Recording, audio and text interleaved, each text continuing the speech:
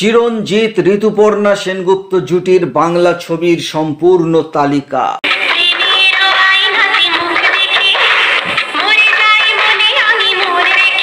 এই ভিডিওতে আমরা জানবো চিরঞ্জিত ও ঋতুপর্ণা সেনগুপ্ত দুজনে মিলে একসঙ্গে মোট কটি ছবি করেছিলেন ও সেই সব ছবির বক্স অফিস কিরকম ছিল। এই ভিডিওটির জন্য অনেকেই অনুরোধ করেছিলেন, তো তাদের সকলের জন্য ভিডিওটি, এবং তার সঙ্গে অবশ্যই যারা চিরঞ্জিত ঋতুপর্ণার ছবির ভক্ত তাদের জন্য ভিডিওটি। তার আগে এখনো যারা এই চ্যানেলটিকে সাবস্ক্রাইব করেননি এক্ষুনি করে নিজেদের সংগ্রহে রেখে দিন, কারণ এখানে যে ধরনের ইনফরমেশন আপনারা নিয়মিত পেয়ে থাকেন তা কিন্তু আর অন্য কোথাও পাবেন না।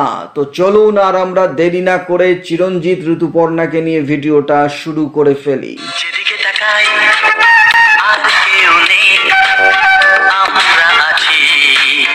চিরঞ্জিত ঋতুপর্ণা সেনগুপ্তর প্রথম একসঙ্গে মুক্তিপ্রাপ্ত ছবি ছিল লাল পান বিবি। 1994 সালের 18ই নভেম্বর ছবিটি মুক্তি পেয়েছিল। প্রশান্ত নন্দা ছিলেন এই ছবির পরিচালক। শতাব্দী রায়, বম্বের রঞ্জিত, গোগা কাপুর, বাংলার অনুপ কুমার, বিপ্লব চ্যাটার্জিরা ছিলেন এবং বক্স অফিসে লাল পান বিবি হিট করেছিল। এর পরের ছবি নাগিন কন্যা। 1995 সালের 16ই জুন নাগিনী কন্যা ছবিটি মুক্তি পেয়েছিল। স্বপন সাহা ছিলেন এই ছবির পরিচালক, সঙ্গে অনুরাধা রায়, দুলাল লাহিড়ী, লিলি চক্রবর্তীরা ছিলেন এবং বক্স অফিসে ছবিটি অ্যাবভ অ্যাভারেজ ব্যবসা করেছিল। এর পরের ছবি সংসার সংগ্রাম চিরঞ্জিত ঋতুপর্ণার। 1995 সালের 29শে সেপ্টেম্বর ছবিটি মুক্তি পেয়েছিল। চিরঞ্জিত এই ছবির পরিচালক এবং নায়ক ছিলেন। শতাব্দী রায়, রঞ্জিত মল্লিক, শুভেন্দু চ্যাটার্জি, দুলাল লাহিড়ীরা ছিলেন এবং বক্স অফিসে সংসার সংগ্রাম হিট করেছিল। এর পরের ছবি দুজনের রাখাল রাজা। 1995 সালের 29শে সেপ্টেম্বর রাখাল রাজা ছবিটি মুক্তি পেয়েছিল। সনদ দত্ত ছিলেন এই ছবির পরিচালক। কৌশিক ব্যানার্জি, টেলি সমাজ, বাংলাদেশের রানী ছিলেন এবং বক্স অফিসের ছবিটি অ্যাবভ অ্যাভারেজ ব্যবসা করেছিল।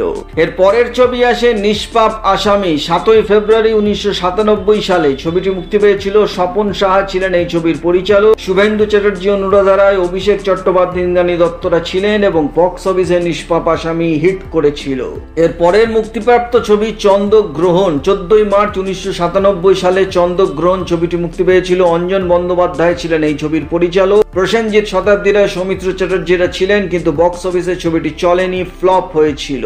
এর পরের ছবি আসে মায়ের দিব্যি। 1 মে 1998 সালে মায়ের দিব্যি ছবিটি মুক্তি পেয়েছিল। স্বপন সাহা ছিলেন এই ছবির পরিচালক। অভিষেক চ্যাটার্জি, শুভেন্দু চ্যাটার্জি, বিপ্লব চ্যাটার্জি, বীণা দাশগুপ্তরা ছিলেন এবং বক্স অফিসে মায়ের দিব্যি অ্যাবভ অ্যাভারেজ ব্যবসা করেছিল। এর পরের ছবি বিষ্ণু নারায়ণ। 10ই জুলাই 1998 সালে বিষ্ণু নারায়ণ ছবিটি মুক্তি পেয়েছিল। সনদ দত্ত ছিলেন এই ছবির পরিচালক। তাপস পাল, ইন্দ্রাণী হালদার, বম্বের পঙ্কজ ধীর ছিলেন এই ছবিতে এবং বক্স অফিসে বিষ্ণু নারায়ণ অ্যাভারেজ ব্যবসা করেছিল। এর পরের ছবি শাখা সিঁদুরের দিব্যি। 1999 সালের 13ই আগস্ট ছবিটি মুক্তি পেয়েছিল। রাতুল গাঙ্গুলি ছিলেন এই ছবির পরিচালক। অভিষেক চ্যাটার্জি, দীপঙ্কর দে, শ্রীলেখা মিত্ররা ছিলেন এবং বক্স অফিসে ছবিটি অ্যাভারেজ ব্যবসা করেছিল। এর পরের ছবি আসে সিঁদুর খেলা। 5ই নভেম্বর 1999 সালে সিঁদুর খেলা ছবিটি মুক্তি পেয়েছিল। পার্থ ঘোষ ছিলেন এই ছবির পরিচালক। প্রসেনজিৎ, রঞ্জিত মল্লিক, বম্বের জনি লিভার ছিলেন এবং বক্স অফিসে সিঁদুর খেলা চলেনি, ফ্লপ হয়েছিল। এর পরে চিরঞ্জিত ঋতুপর্ণার ছবি বস্তির মেয়ে রাধা। 14ই এপ্রিল 2000 সালে ছবিটি মুক্তি পেয়েছিল। চিরঞ্জিত এই ছবিটি পরিচালনা করেছিলেন। রূপা গাঙ্গুলি, দীপঙ্কর দে, সব্যসাচী চক্রবর্তীরা ছিলেন, কিন্তু বক্স অফিসে ছবিটি চলেনি, ফ্লপ হয়েছিল। এর পরের ছবি ধর্ম অধর্ম। 2000 সালের 19শে মে ছবিটি মুক্তি পেয়েছিল। পীযূষ দেবনাথ ছিলেন এই ছবির পরিচালক। ভাস্কর ব্যানার্জি, বিপ্লব চ্যাটার্জি, প্রিয়াঙ্কারা ছিলেন। বক্স অফিসে ধর্ম চলেনি, ফ্লপ হয়েছিল। এর পরের ছবি চক্রব্যূহ। 24শে নভেম্বর 2000 সালে চক্রব্যূহ ছবিটি মুক্তি পেয়েছিল। রাজা সেন ছিলেন এই ছবির পরিচালক। বোম্বে রঞ্জন শ্রীবাস্তব, ইন্দ্রাণী হালদার, ইন্দ্রজিৎরা ছিলেন। বক্স অফিসে চক্রব্যূহ চলেনি, ফ্লপ হয়েছিল।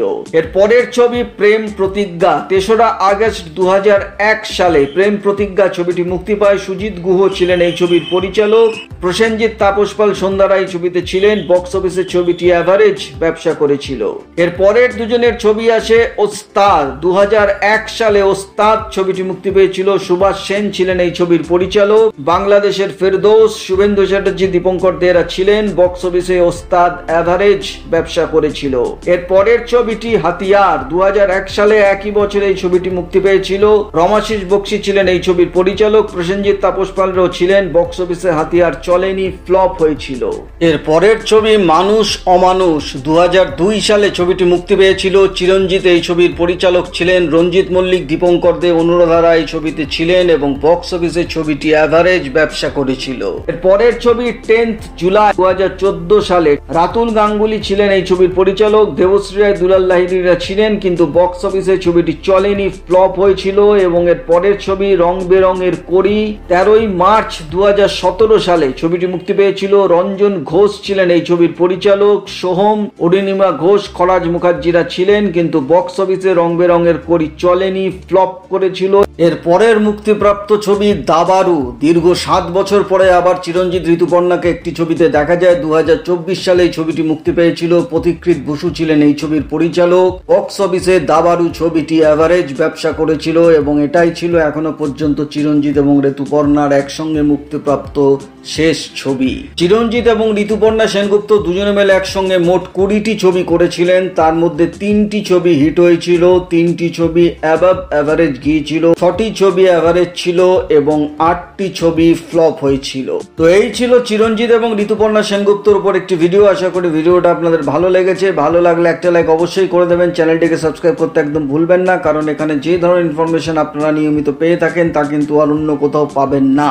তো দেখা হচ্ছে এর পরের ভিডিওতে। নতুন কোনো ভিডিও নিয়ে আবার আপনাদের সামনে হাজির হয়ে যাব। ততক্ষণে আপনারা সবাই ভালো থাকুন, সুস্থ থাকুন। নমস্কার।